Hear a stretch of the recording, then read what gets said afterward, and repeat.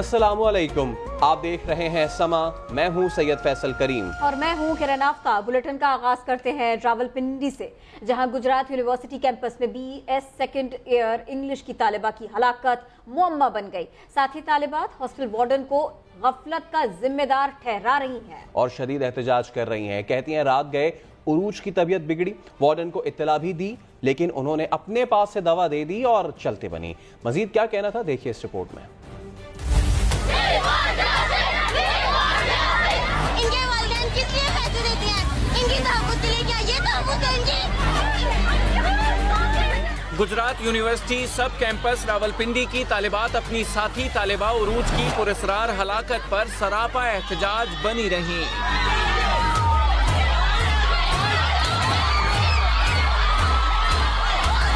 तालिबात ने बताया कि रात गए हॉस्टल में उरूज की तबीयत बिगड़ी तो वार्डन को इत्तला दी गई, लेकिन न एम्बुलेंस को बुलाया गया और न उरूज को अस्पताल ले जाया गया। बच्ची को हॉस्पिटल ही पहुंचाया जिसकी वजह से उसकी डेथ हो गई है। ये सब मिले हुए हैं। क्या मिल रहा है? जल्दी हो सके ये हॉस्टल सील करवाएं बस। उसका कुछ भी नहीं हुआ था, बिल्कुल ठीक थे।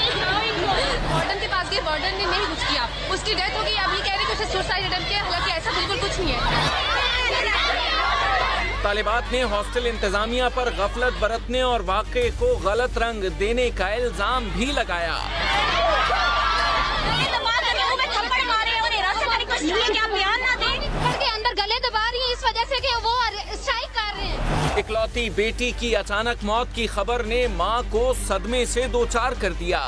सालम ने बच्चा ही ना मारा ना राती मेरी धी होई ना नहीं दस्या। वाडन उसी वे गाड़ियां ना क्यों नहीं फोन कीता? राती वे जड़े सारे आन के बच्चियां गेन वन जाना आन के उसने इलाज भी हो जाना, सब कुछ हो जाना। पुलिस ने हॉस्टल वार्डन को हिरासत में ले लिया है। हुक्काम का कहना है कि मेडिकल रिपोर्ट की रोशनी में कानूनी कार्रवाई की जाएगी। रावलपिंडी के गवर्नमेंट कॉलेज हॉस्टल में तालिबा की हलाकत। इब्तिदाई पोस्टमार्टम रिपोर्ट में कहा गया है कि मौत बज़ाहिर तबाही लगती है। फॉरेंसिक टेस्ट के लिए तमाम नमूने लाहौर भेजे जाएंगे। उमर बिन आसिफ की रिपोर्ट। गुजरात यूनिवर्सिटी के रावलपिंडी कैंपस में तालिबात की हलाकत का मुअम्मा। इब्तिदाई पोस्टमार्टम रिपोर्ट के मुताबिक जिस्म पर किसी जहरीली चीज के काटने के शवाहिद, न ही तशद्दुद के निशानात। मौत बज़ाहिर तबई करार। तफसीली रिपोर्ट के लिए तमाम नमूने पंजाब फोरेंसिक लैब लाहौर भेजने की तैयारी। मुतवफ़ी अरूज के हवाले से साथी तालिबात में से किसी ने हॉस्टल इंतजामिया पर गफलत का इल्जाम धरा तो किसी का कहना था इसे खुदकुशी का रंग ना दिया जाए। रात को उसकी तबीयत खराब थी, उसने वार्डन को कहा है कि मुझे टैबलेट चाहिए, मुझे हॉस्पिटल ले जाए। उन्होंने नहीं दी, उसको वहाँ एक गलत टैबलेट किसी लड़की के पास से लेके दे दी जो उसकी बॉडी पे रिएक्ट कर गई।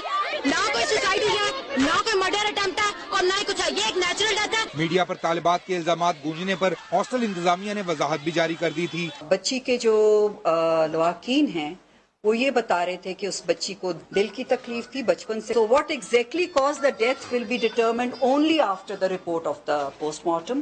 कॉलेज इंतजामिया की तरफ से पूरा ताउन है पुलिस के लिए, बच्ची के लवाकीन के लिए। हॉस्टल इंतजामिया का ये भी कहना है कि मामले पर कमेटी बना दी गई है कि भी गफलत साबित हुई तो सख्त कार्रवाई की जाएगी। उधर हैदराबाद के इलाके लतीफ़ाबाद में 6 साला बच्ची के कत्ल का मुकदमा दर्ज कर लिया गया। तफ्तीश का आगाज बच्ची के खानदान के अफराद से किया गया। फकीर सलीम की रिपोर्ट। नन्ही परी का कातिल कौन? पुलिस गुत्थी सुलझाने लगी। हैदराबाद के इलाके लतीफ़ाबाद में 27 सितंबर को कत्ल होने वाली 6 साला अरमेश के दादा और दादी से तफ्तीश का आगाज किया गया।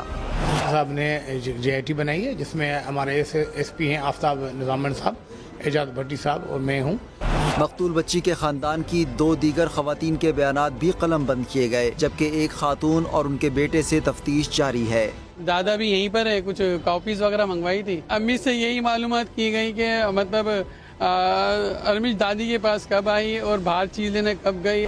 CCTV फुटेज में एक बुर्का पोश खातून को थैली फेंकते देखा जा सकता है, जिसमें से अरमेश की लाश बरामद हुई थी। हम यहाँ से खुद बड़े हुए ना, बच्चे थे, हम सब यहाँ खेलते रात, और कभी मैं समझता हूँ हमारे 45 साल के अंदर ये हमारे ऐसा वाक़या कभी नहीं हुआ। नन्ही अरमेश की तदफीन हो गई, मगर इंसाफ की दुहाइयाँ देते वालिदैन के दिल को सुकून आए तो कैसे। कैमरामैन कामरान खान के साथ फकीर सलीम, समा, हैदराबाद। उधर कराची के इलाके सईदाबाद में 8 साला बच्ची अंधी गोली का निशाना बन गई। अक्सा को तशवीशनाक हालत में अस्पताल मुंतकिल कर दिया गया है। 8 साला अक्सा को क्या पता था कि अंधी गोली उसके ताक़ुब में है। सईदाबाद में स्कूल के मैदान में मौजूद अक्सा की कमर पर नामालूम सिमत से आकर गोली लगी। अचानक से मेरे पास प्रिंसिपल की कॉल है कि वो बच्ची कि ना वो ब्लड निकल रहा है। तो जब हमने आके देखा तो वो बच्ची पूरी खून में, उसकी शर्ट पूरी खून में हो रही थी। बच्ची जमीन पर गिरी तो उसे सिविल अस्पताल मुंतकिल किया गया। फिलहाल तो हमारा जो है फोकस सिर्फ अपनी बच्ची के ऊपर, अल्लाह पाक उसको ज़िंदगी दे।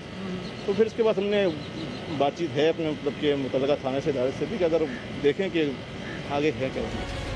बच्ची की हालत बिगड़ी तो उसे कौमी इदारा बराए अमराज अतफाल मुंतकिल कर दिया गया। डॉक्टर्स के मुताबिक अक्सा की हालत तशवीशनाक है, जिसे वेंटिलेटर पर रखा गया है।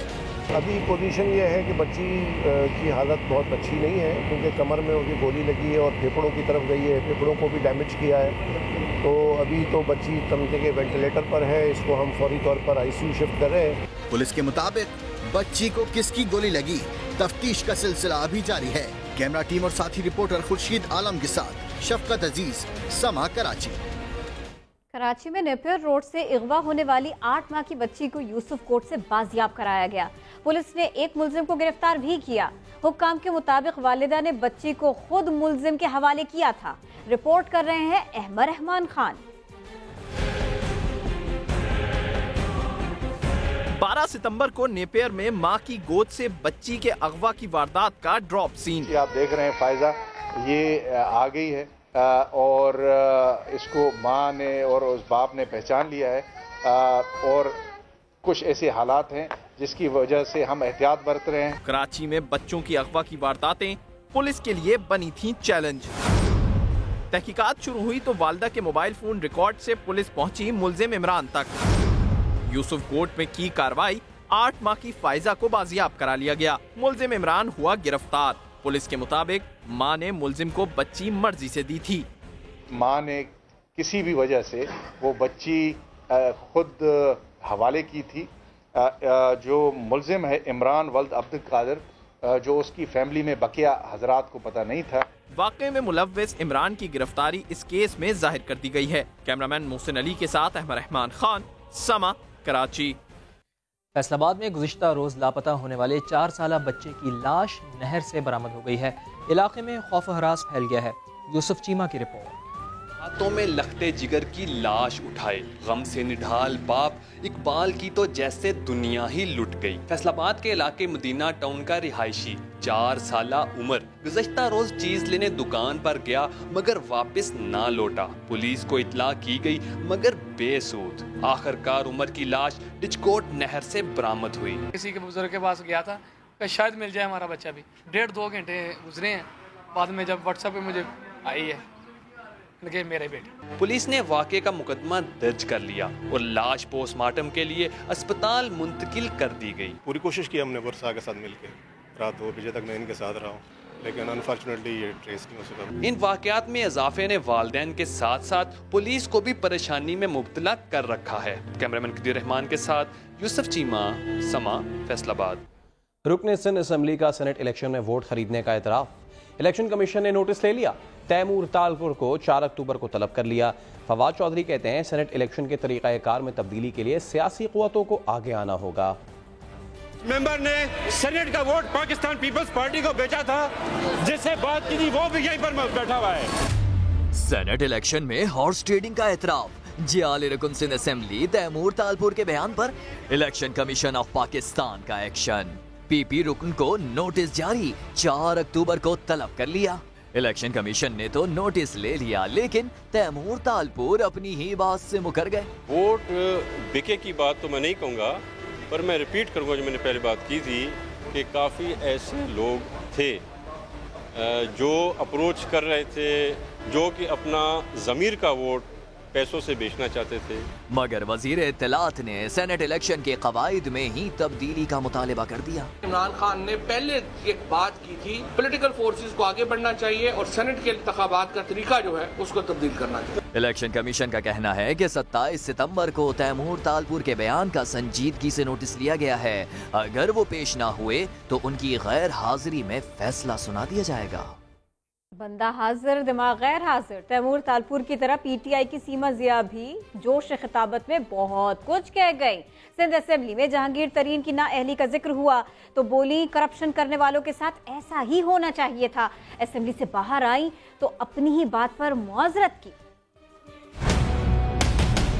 सिंध असेंबली में इजहार ख्याल करते हुए पीटीआई रुकन सीमा जिया की जबान फिसल गई।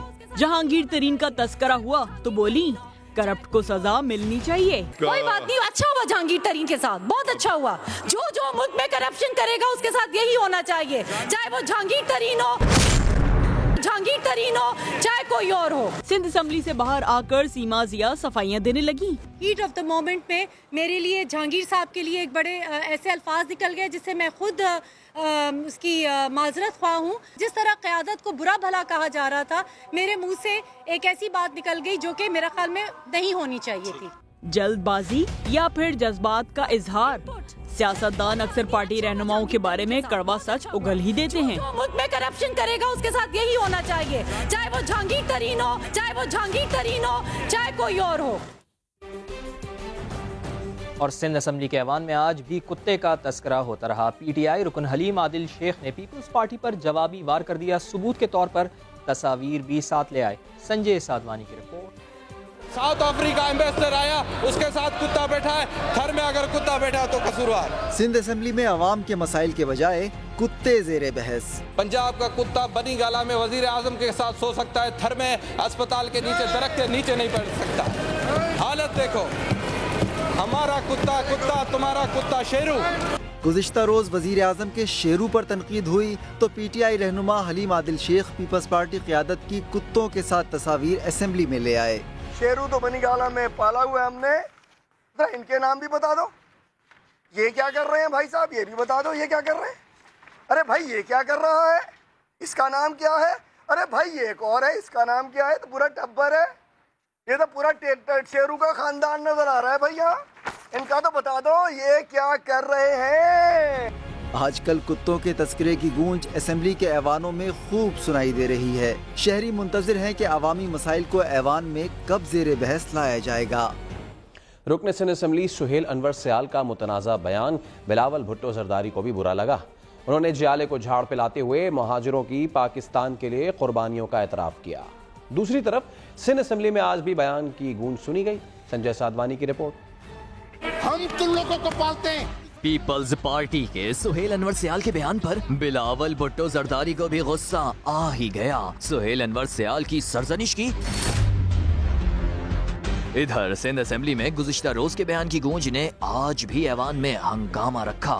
सुहेल अनवर सयाल तो अपने बयान पर कायम है। मैंने जो कल स्टेटमेंट दी थी आज भी उस पर खड़ा हूँ। ओपोजिशन लीडर फिरदौस शमीम नकवी ने शोर शराबा खत्म कराना चाहा। चुप करो तुम लोग, ये बात कर रहे हैं, तुम्हारा क्या होता है, तो क्या तकलीफ हो, चुप करो। ख्वाजा इजहारुल हसन ने बताया कि महाजिर हैं कौन। मैं तो सिंधी भी हूँ, मैं तो पंजाबी भी हूँ, मैं तो मुल्तानी भी हूँ, मैं तो सराइकी भी हूँ, मैं तो पठान भी हूँ, क्योंकि मैं नकवी भी था, मैं सिद्दीकी भी हूँ, मैं राजपूत भी हूँ, मैं यूसुफजई पठान भी हूँ, और इसके अलावा मैं राणा भी हूँ, राजस्थानी भी, गुजराती भी हूँ, मेमन भी हूँ, काठियावाड़ी भी हूँ। कहने को तो बजट सेशन है, लेकिन कौन किसको पालता है, बहस इस पर है। अल-अज़ीज़िया रेफरेंस में तमाम गवाहान के बयानात मुकम्मल हो गए हैं। मियां नवाज शरीफ पेश नहीं हुए। एक दिन के लिए इस्तिस्ना मिल गया है। मंगल को ख्वाजा हारिस नैब के तफ्तीशी ऑफिसर पर जरह करेंगे। इस्लामाबाद से सुहेल रशीद की रिपोर्ट। नवाज शरीफ के खिलाफ अल-अजीज़िया रेफरेंस हतमी मराहिल में दाखिल, तमाम 22 गवाहों के बयानात मुकम्मल। नैब के तफ्तीशी अफसर महबूब आलम का बयान भी कलमबंद, आइंदा समात पर वकील सफाई उन पर जरह करेंगे। एहतसाब अदालत में समात के दौरान नैब के तफ्तीशी अफसर महबूब आलम ने बताया कि तफ्तीश से पता चला अल-अजीज़िया और हिल मेटल कंपनी बनाने के लिए हसन और हुसैन नवाज के पास अपने कोई ज़राए आमदन नहीं थे, दोनों सिर्फ इंतजामी मामलात देखते थे। असल मालिक नवाज शरीफ खुद थे। हिल मेटल और हसन नवाज के जाती अकाउंट से नवाज शरीफ को 1 अरब 18 करोड़ रुपए की रकम मुंतकिल हुई। वकील सफाई ख्वाजा हारिस का तफ्तीशी अफसर के बयान पर एतराज, कहा महबूब आलम कयास आराइयों पर मबनी कहानियां सुना रहे हैं, सारी JIT की कार्रवाई दोहराई जा रही है। नैब से पूछे उन्होंने अपनी तफ्तीश क्या की। नासाजी तबीयत के बायस नवाज शरीफ पेश नहीं हुए, एक दिन का इस्तिस्ना मिल गया, समात मंगल तक मुलतवी। पीर को फ्लैगशिप रेफरेंस की समात होगी। अदालत ने बयान के लिए सरबराह JIT वाजिद ज़या को तलब कर लिया। इसहाक डार की जायदाद नीलामी के मामले पर बात करते हैं। एहतसाब अदालत ने पीर तक साबिक वजीर खजाना की जब्त की गई जायदाद की मुकम्मल तफसीलात मुरत्तब करने का हुक्म दे दिया। समा ने जब्त असासों की फहरिस्त हासिल की है। देखिए शहजाद अली की रिपोर्ट। आमदन से जायद असासों के रेफरेंस में इश्तिहारी इसहाक डार की जायदाद नीलाम करने की दरख्वास्त। नैब प्रोसिक्यूटर इमरान शफीक ने दलाइल देते हुए कहा कि जायदाद जब्त किए 6 माह का अरसा गुजर गया, मुलजिम ने फैसले पर कोई एतराज किया न अदालत से रजू। कानून के मुताबिक जायदाद नीलाम करने की इजाजत दी जाए। नैब की जानिब से इसहाक डार की जायदाद की तफसील भी अदालत में पेश। जज मोहम्मद बशीर ने पीर तक बहक के सरकार जब्त असासों की मुकम्मल तफसीलात मुरत्तब करने का हुक्म दे दिया। कहा इस मामले पर तफसीली हुक्मनामा जारी करेंगे।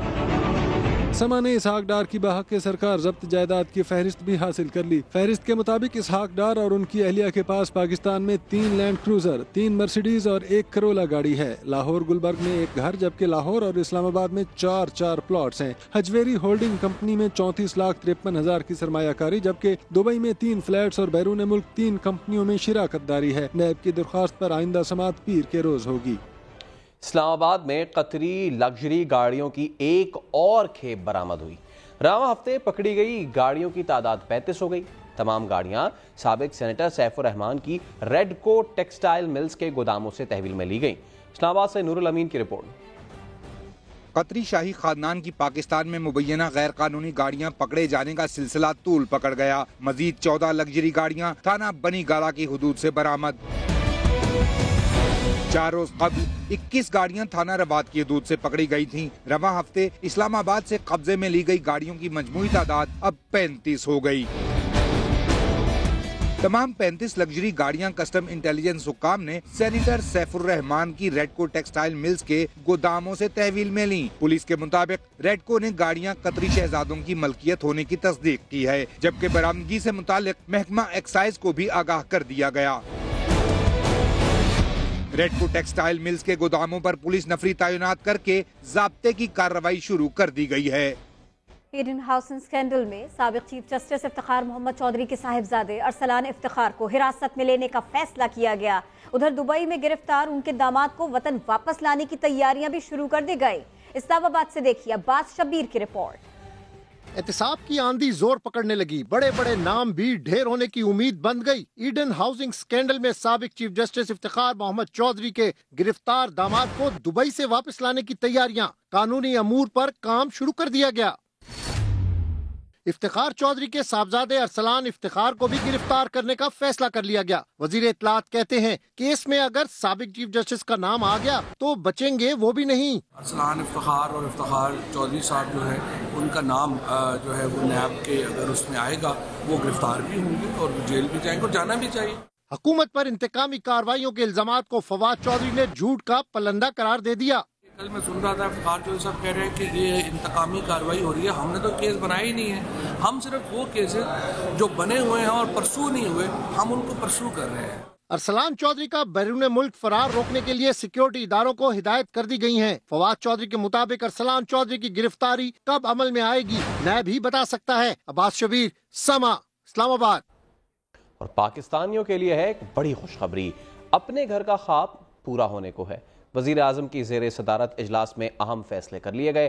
फैसल खान की रिपोर्ट। नए पाकिस्तान में जाती घरों से महरूम शहरियों की तब्दीली की उम्मीदें रंग लाने को हैं। वजीर आजम पाकिस्तान ने पहले मरहले में दस्तयाब अराजी पर 2.5 लाख घर बनाने का फैसला कर लिया। तुर्की और मलेशिया की निजी कंपनियां घर बनाने में मुआवनत करेंगी। स्कीम के लिए 3 नाम ज़ेर गौर हैं: अपना घर, अपनी छत और मस्कन हाउसिंग अथॉरिटी। आइंदा माह नादरा और बैंकों के जरिए दरखास्तें होंगी वसूल। सब होगा 1 विंडो ऑपरेशन के तहत। एक शनाख्ती कार्ड पर हासिल किया जा सकेगा एक फॉर्म, जो होगा इंतहाई कम कीमत पर। घर की आसान इक़्सात 25 साल तक अदा की जा सकेंगी। मंसूबे की निगरानी वफाक की सतह पर टास्क फोर्स करेगी। सूबाई सतह पर अमल दरामद के लिए कमेटियां तश्कील दी जाएंगी। हाउसिंग अथॉरिटी की सरबराही किसी सरकारी अफसर को नहीं, बल्कि पेशा वाराना महारत रखने वाले शख्स को दी जाएगी। फैसल खान, समा, कराची। हम दुश्मनों को अंजाम तक पहुंचाने का मिशन जारी है। Army chief general Qamar Javed Bajwa ने 11 दहशतगर्दों की सजाए मौत की तौसीक कर दी है। इस्लामाबाद से फखरुर रहमान की रिपोर्ट। दूसरों से जीने का हक छीनने वालों का अपना अंजाम करीब। सिपा सालार ने 11 दहशतगर्दों की मौत का परवाना जारी कर दिया।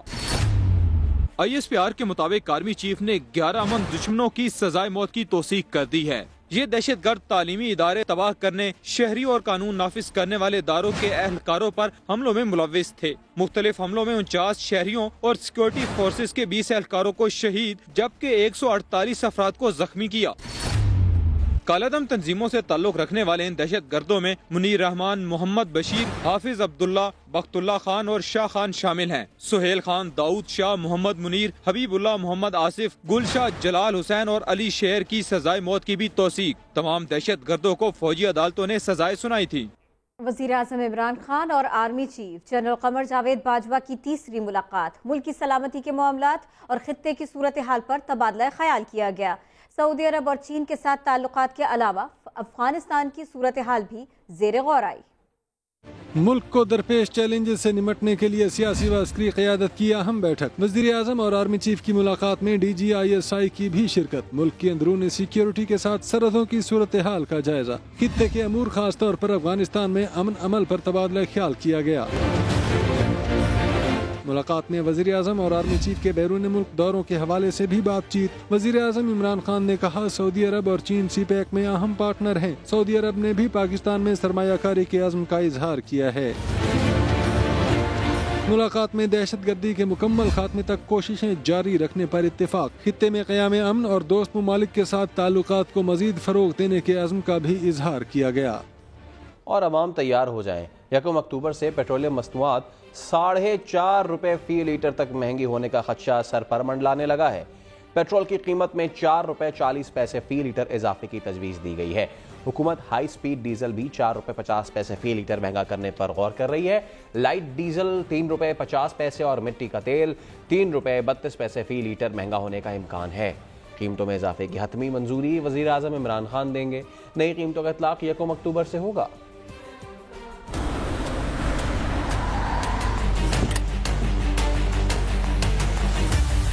हम चाहे गाड़ी में सफर करें, मोटरसाइकिल पर या फिर पब्लिक ट्रांसपोर्ट पर, हमारी आमदरफ्त हुकूमत के लिए खूब कमाई का बाइस बनती है जनाब। हमारी गाड़ी चलती है तो हुकूमत की आमदनी का पहिया भी खूब घूमने लगता है। पेट्रोल और डीजल पर कितना टैक्स लिया जा रहा है, चलिए जरा आपको बताते हैं। तो जनाब, पेट्रोल की एक्स रिफाइनरी कीमत 65 रुपए 69 पैसे फी लीटर है। इस पर पूरे 9 रुपए 68 पैसे लेवी लगती है। डिस्ट्रीब्यूटर का मुनाफा 2 रुपए 64 पैसे है। डीलर का कमीशन 3 रुपए 47 पैसे है, जबकि फ्रेट मार्जिन 3 रुपए 30 पैसे है। इसके अलावा 8 रुपए 5 पैसे सेल्स टैक्स भी लगता है, यानी मुख्तलिफ मदों में 27 रुपए 14 पैसे वसूल किए जाते हैं। यूं 1 लीटर पेट्रोल की कीमत बन जाती है 92 रुपए 83 पैसे। इसी तरह अगर डीजल की बात करें तो इसकी एक्स रिफाइनरी कीमत 72 रुपए 30 पैसे है। लेवी, सेल्स टैक्स और मुख्तलिफ मदों में 34 रुपए 27 पैसे फी लीटर वसूल किए जाते हैं, जिससे डीजल 106 रुपए 57 पैसे का हो जाता है।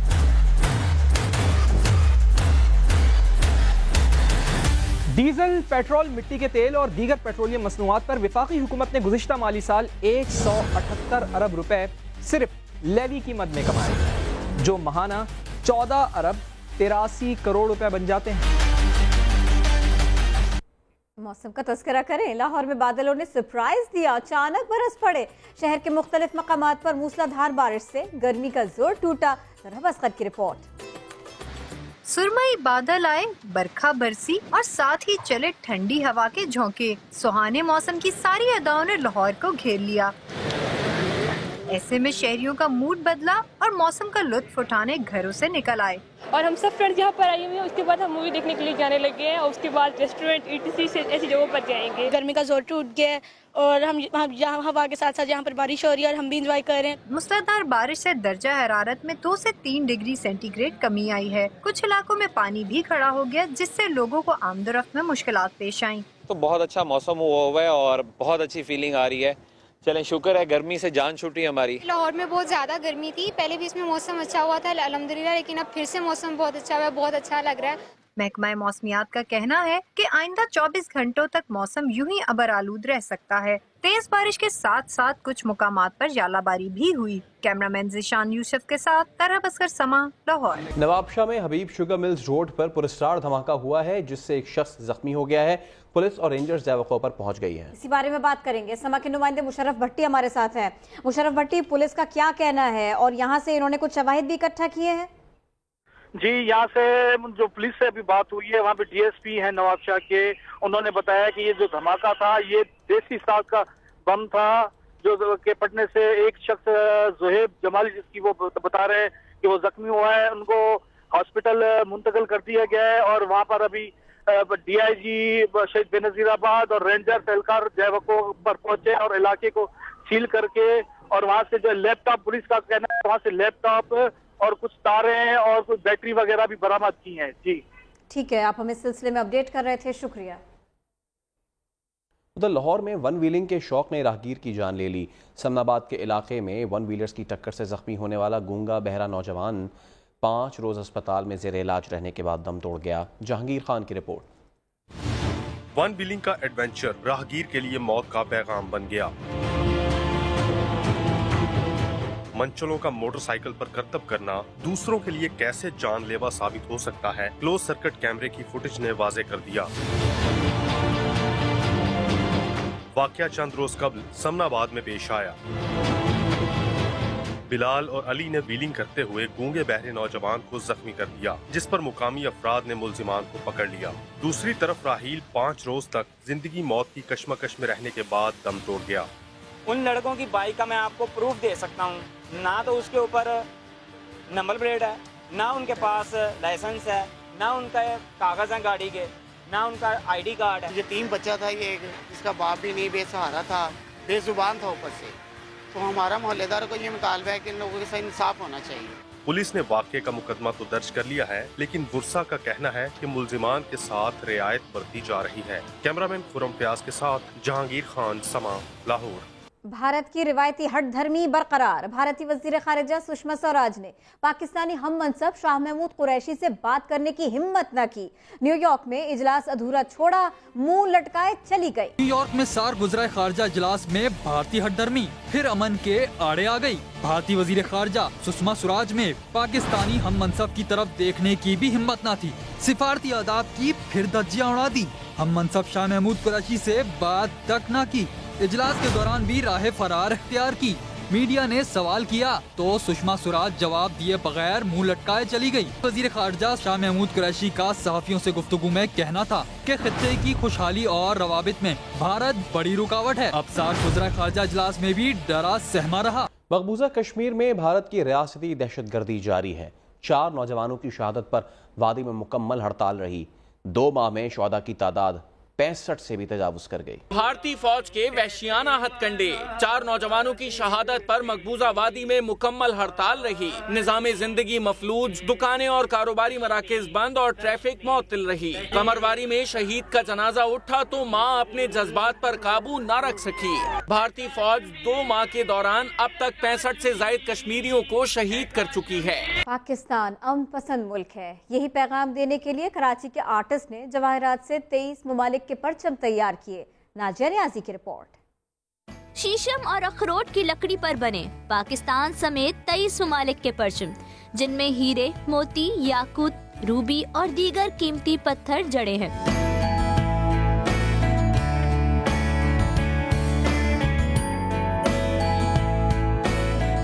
50 साल कलीम शहरियार, जिन्होंने अपनी जिंदगी के 18 साल लगाकर इन परचमों को तैयार किया।